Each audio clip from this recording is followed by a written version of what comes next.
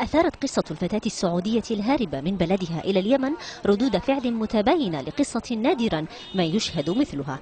هدى النيران تعرفت على عرفات محمد طاهر في السعودية حيث كان يعمل، ونشأت بينهما قصة حب دامت لسنوات.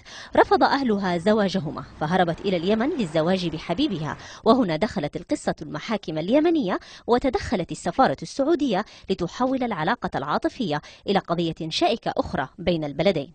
السفير السعودي أمر بترحيل الفتاة، والقضاء اليمني لم يقل كلمته بعد، وتم حجز الشابين ووجهت تهمة الخطف العمد لعرفات، الأمر الذي نفته هدى.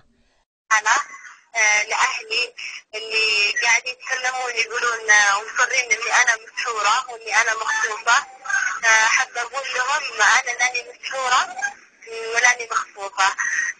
بالنسبة للسحر أنا حب عرفات اللي سحرني، أما إنه سحر ثاني لا والله.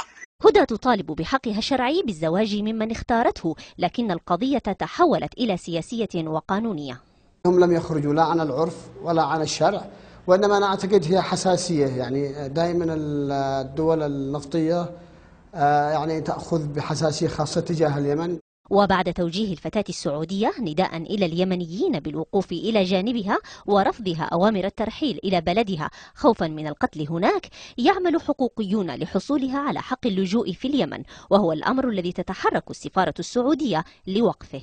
حجزت القضية الفتاة السعودية اليوم من قبل المحكمة للاطلاع وتقرير ما يلزم من إلى جلسة الأحد القادم.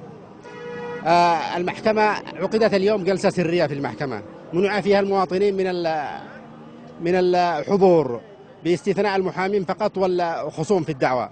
قصة عاطفية زادت علاقة البلدين الجارين تعقيدا، فيما لا يجد متعاطفون مع قصة الشابين أي مانع قانوني أو سياسي أو حتى شرعي لزواجهما.